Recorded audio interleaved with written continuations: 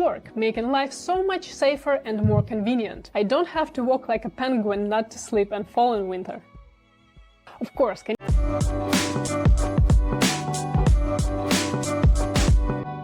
Olá pessoal, sejam bem-vindos ao meu canal. Meu nome é Natália, mas você pode me chamar de Nath. Eu adoro reagir e aprender sobre outros países, especialmente aqueles que são bem diferentes do meu em termos culturais e econômicos. Então, se você gosta desse tipo de conteúdo, você pode ficar à vontade para se inscrever. Eu vou adorar ter você por aqui. Nesse vídeo, eu vou reagir a coisas no Canadá sem as quais não posso mais viver. Então é isso, sem mais delongas, e vamos para a reação. It's been 6 years since I moved to Canada, and while celebrating, here's something I realized. I'm living a life that I couldn't have even imagined while living in Russia. So in this video, I will share 7 things I can't live without since moving to Canada. Before I begin, I want to ask you, is there one smell that you associate with Canada, and what would it be? For me, it's detergent, and I'll tell you why in just a bit. Que curioso! I'd like to begin by saying this. Life in Canada is just easy. Take doorstep delivery. It actually arrives, and it arrives on time. Then there are pharmacy refill reminders. When I received such a text for the first time, I didn't believe it. I thought it was a scam message. And don't even get me started on grocery delivery.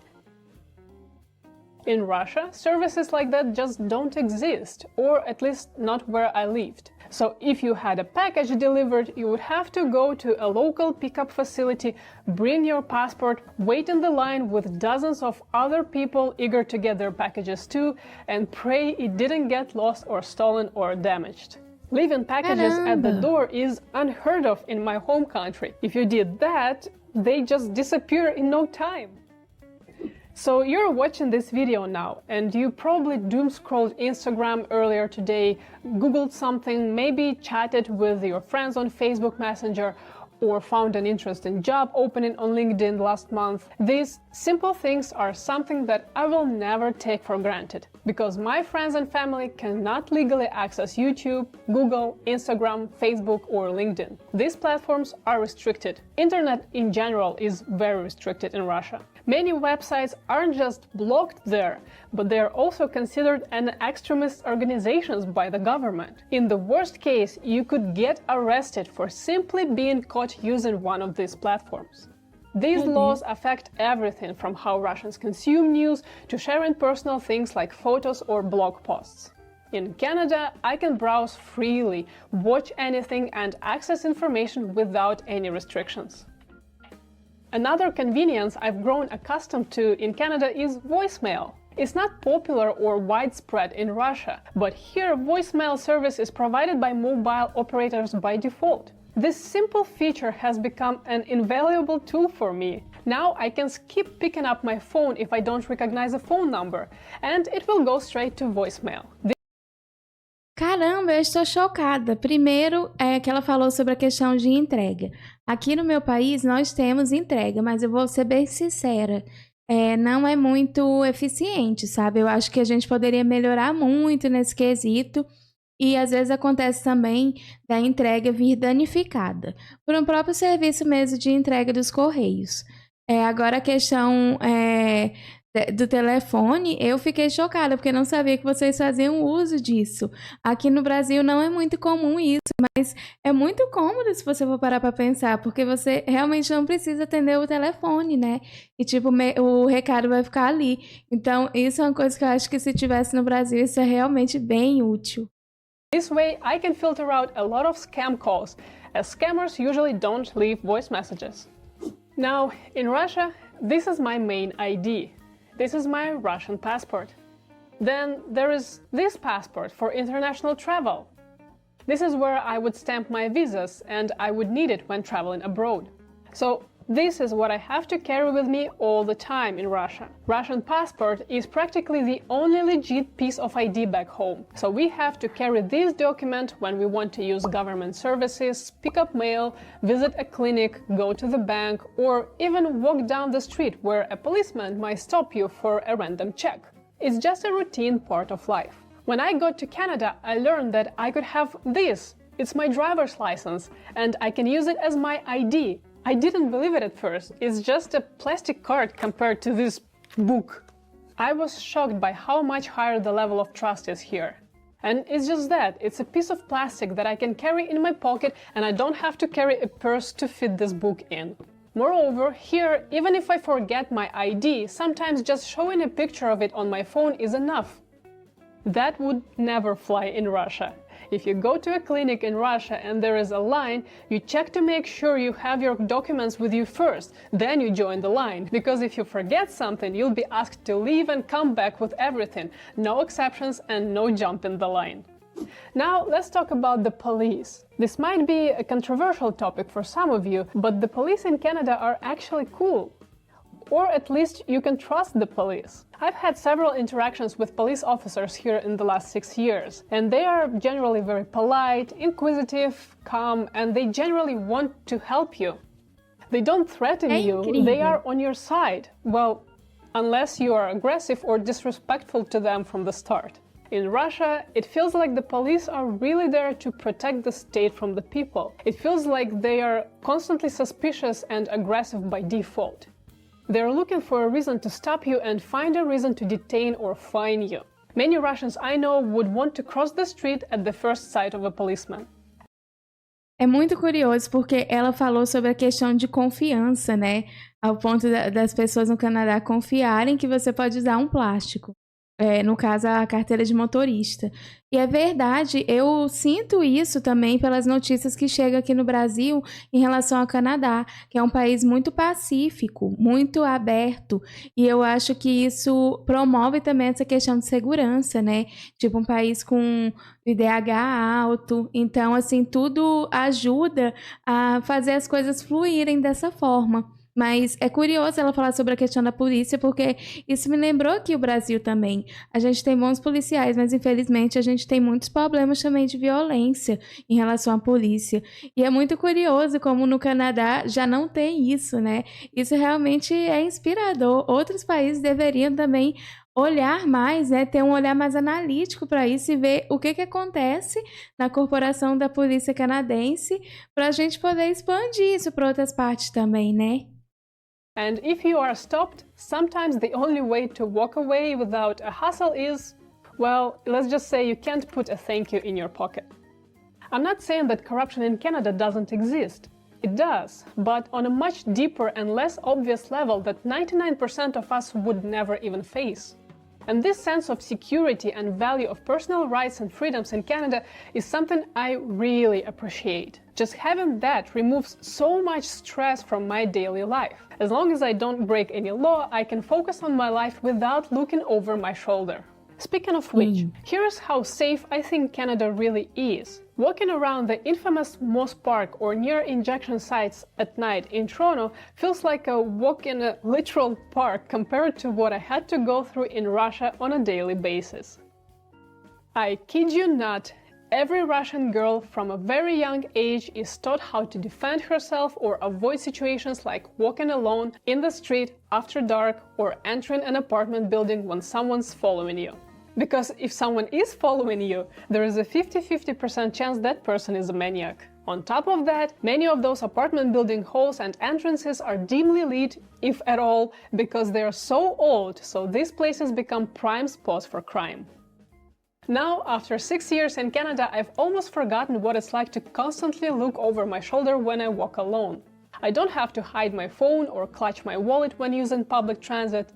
The trust level and community here are so tight. People look after each other. They greet each other with a smile by default as opposed to a tense, suspicious stare. I will never take this for granted, and I hope you won't either. Gente, isso é fantástico, porque mostra tanto a cultura de vocês. Tipo, esse nível de confiança é tão alto que ele praticamente transborda para tantas áreas, né? Isso é fascinante. Eu acho que isso é uma coisa que falta aqui no Brasil. Eu vejo que muitos países que são desenvolvidos, né? Eles têm essa questão de confiança uns nos outros. É muito curioso, porque aqui no Brasil a gente, infelizmente, não tem muito disso, mas eu acho que isso é muito influenciado pela forma como a gente vê também os nossos políticos. Eu sinto que isso acaba influenciando de alguma forma no dia a dia das pessoas. Eu acho que as pessoas se sentem tão desmotivadas quando elas assistem os jornais e vê os políticos tão corruptos, que eu acho que de alguma forma elas acabam se frustrando e descontando isso em outras pessoas, sabe? Tipo, na hora de atravessar a rua, eu mesmo tenho que tomar bastante cuidado porque eles não querem nem mais parar no sinal. Então, tipo, eu acho que as pessoas acabam se frustrando tanto e descontando isso de uma forma, talvez, inconsciente no dia a dia delas. E, no final, isso tudo torna tudo muito caótico e o seu dia fica muito, muito pesado.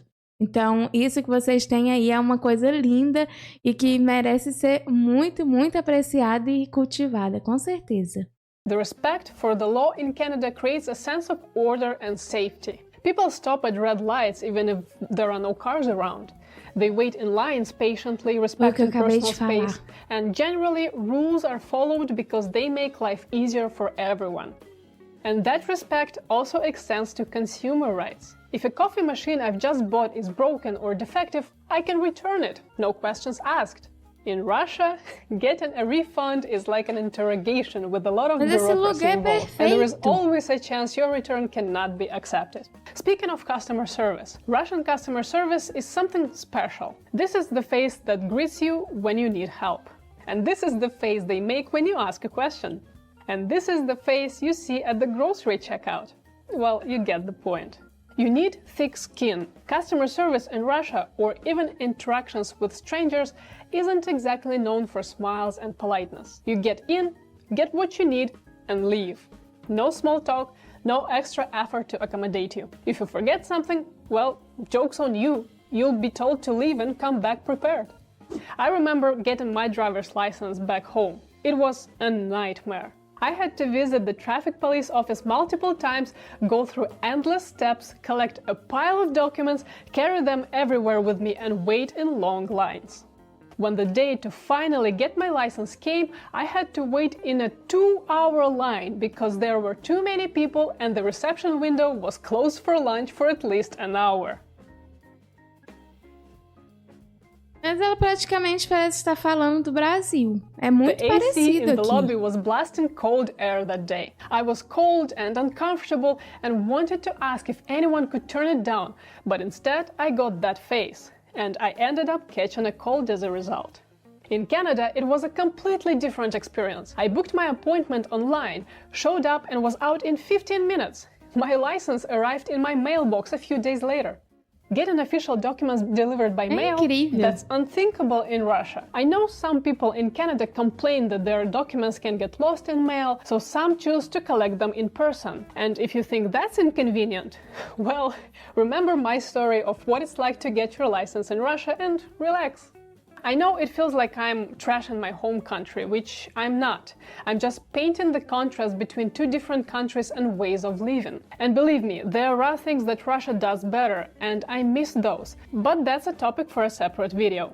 Let me know if you'd like to see it. I know things have been changing in Russia, and now some government services can be done online. But even then, it often leads to the same old process. At some point, you still have to print a bunch of papers and go wait in the line. Ironically, as I was writing this story, I decided to visit the Russian Federal Tax Service website to check if tax returns could be filed online. And guess what? The website isn't working. Beyond convenience and the lack of bureaucracy, variety is something I never take for granted in Canada. I grew up in a post-Soviet era, when the Iron Curtain had just collapsed and we were still living with the remnants of a centralized economy. Choices were limited. And I mean really limited. Grocery stores would have only one brand of canned fish. Getting a pair of Levi's jeans was equivalent to getting your hands on the latest iPhone release before it hit the shelves. And if you wanted something specific, well, good luck. Eat what you have or don't eat at all, said every single post-Soviet era parent to their children. Speaking of food, cuisine choices were mostly limited to Russian food with occasional Georgian or Uzbek dish. Then some sushi and Chinese food places started popping up. In comparison, in Toronto, I can find Thai, Ethiopian, Mexican, Brazilian, Korean, French food, sometimes even all on the same street. It's surreal! Till this day, I cannot stop being amazed by trying a little bit of every country without leaving Toronto. The same goes for entertainment, like concerts and shows. International artists tour Canada all the time. I've seen some of my favorite bands, artists, musicals and theater performances here. Wow. In Russia, unfortunately, access to certain performances can be very limited, especially these days due to restrictions, politics or simply not being on the tour map. Continuing on this topic of having access to things, accessibility also plays a huge role in everyday life in Canada. And I don't just mean ramps and elevators for those who need them. There is also free public Wi-Fi, well-maintained roads, clear signage, public libraries with computers, musical instruments and 3D printers, as well as free sports facilities. Everything is designed to provide access to any activity you like. Gente, olha que incrível você morar num lugar que você paga imposto e simplesmente o imposto é retornado para você em forma de serviço, sabe? Em segurança, e isso é maravilhoso. Realmente, se isso tivesse aqui no Brasil, seria perfeito. Nossos impostos aqui são bem altos e a gente não vê o retorno deles, não. Mas vocês aí no Canadá têm muita sorte, porque além de morar num lugar bonito, com uma beleza natural exuberante, multicultural, ainda os impostos têm retorno. É fantástico. In Russia, every day you are challenged with a small battle. Like keeping shoes clean is a constant battle. In winter, sidewalks are rarely cleaned properly, and in summer, dust and dirt get everywhere. Every night, I used to wash my shoes. In Canada, winter walkways are cleared, and road drainage systems actually work, making life so much safer and more convenient. I don't have to walk like a penguin not to slip and fall in winter. Of course, Canadian infrastructure is far from perfect, and there are countries that receive much more snow and handle it much better than Canada. But if I take a step back and compare it to my previous life, life in Canada is designed to be smooth and convenient. In short, you can see where your tax is going. Now, one thing I think is important to highlight is that I'm not from Moscow. Life there is quite different from the rest of Russia. I come from Tyumen, a city with a population of about 800,000 people, so we didn't get to enjoy many of the benefits that people in the capital city did. The moment you leave Russia's capital, things start to look much bleaker. Tyumen is a Siberian city, where temperatures can sometimes drop as low as minus 40 degrees. So one would think that infrastructure in such a cold city would be engineered to handle extreme temperatures. Yet, water pipe ruptures and unscheduled maintenance are common.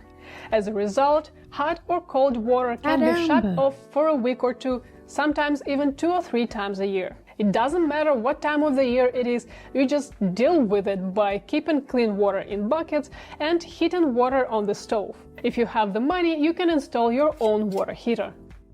In Canada, I've never experienced a water outage, knock on wood. At the beginning of this video, I told you that the first thing I started associating Canada with was the smell of detergent. I couldn't quite put my finger, or rather my nose, on it. In Canada, houses have dryers that vent directly outside, and since Canadians commonly use scented fabric softeners, the smell of fresh laundry lingers in the air. That's a scent I never imagined associating with Canada. And you know, doing laundry in Canada is much easier than in Russia. I'm not even joking. Having a washer and dryer combo is something I now can't live without. It saves. Peraí, eu preciso entender.